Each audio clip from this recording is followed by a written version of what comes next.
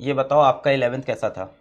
11th नहीं था, physics तो बिल्कुल भी ठीक नहीं था, और मैथ्स था बहुत, मैं कह सकती थी कि हम मेंस के हिसाब से कर सकती थी। मेंस के हिसाब से कैसा था? केमिस्ट्री केमिस्ट्री अच्छा था।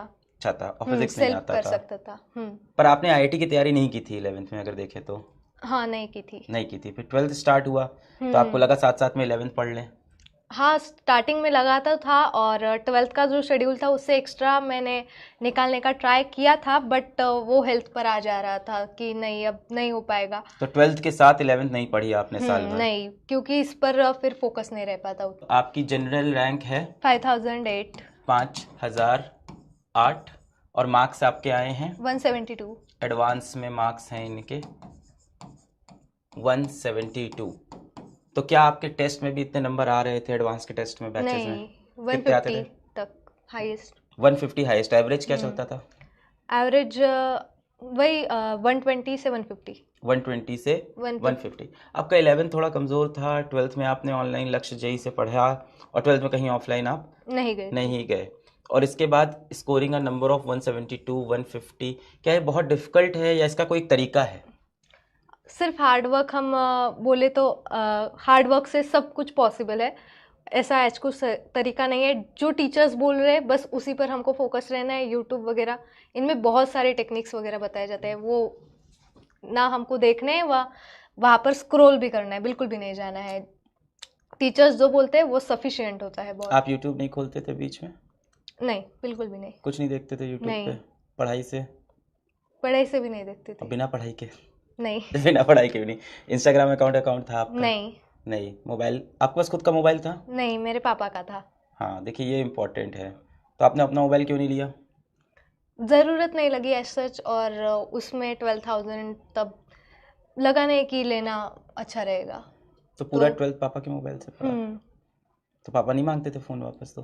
पहले पहले तो बहुत चिल्लाते थे, पर उनको फिर पता चला कि नहीं करना है तो फिर नहीं बोलते थे। बहुत बढ़िया। और क्या पूछ रहे हैं इन लोग? स्लीप आर, ये भी अच्छा सवाल है। कब सोते थे आप? What was your sleep hour? या कितने घंटे सोते थे, ये बात कर लेते हैं generally. 6 hours. 6 hours average?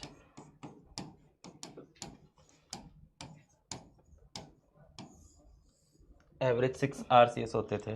10 to 4, and sufficient होता है बहुत ज़्यादा। और अगर हम मेडिटेशन एंड योगा ये अगर साथ में करें तो वो हमको बैठने में भी बहुत ज़्यादा हेल्प करता है। एक माइक और है क्या अपने को? है ना? ये धनुषी वाला यूज़ कर लेंगे अपन, है ना?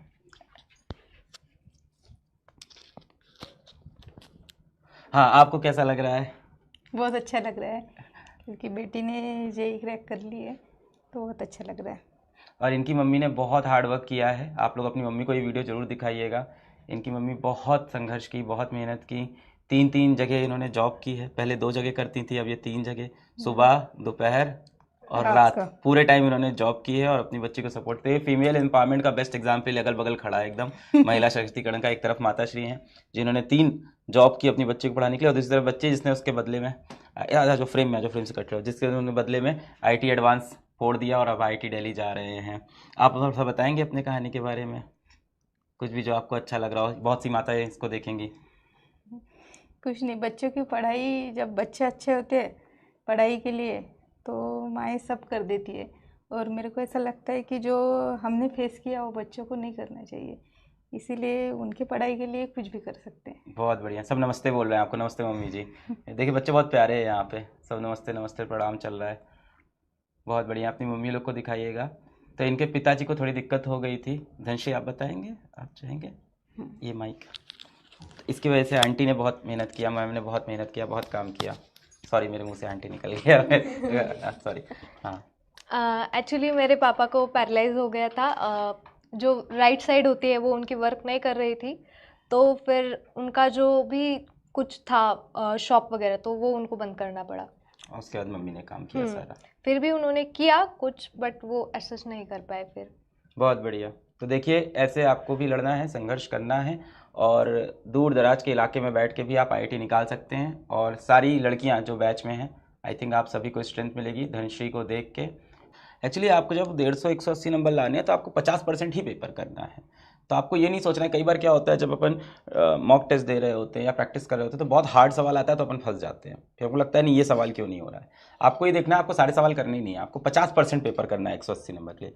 तो IIT एडवांस में सेलेक्ट होना, वो 3000 से 5000 की रैंक लाना इतना भी डिफिकल्ट नहीं होता। हाँ, मैं मान रहा हूँ आप अगर कह रहे हो कि आपको double digit triple digit rank में जाना है तो फिर आपके लिए फिर सारे चैप्टर्स आपके उतने ही डेप्थ में स्ट्रांग होने चाहिए। पर जब आप सोच रहे हो 50% पेपर आपका बहुत अच्छा हो जाए तो आपके कुछ चैप्टर्स बहुत स्ट्रांग हैं, कुछ मॉडरेट है, उससे भी काम बन जाएगा। और सबसे बड़ी बात, IIT एडवांस के अंदर सारे क्वेश्चन क्या डिफिकल्ट आते हैं? बिल्कुल भी नहीं।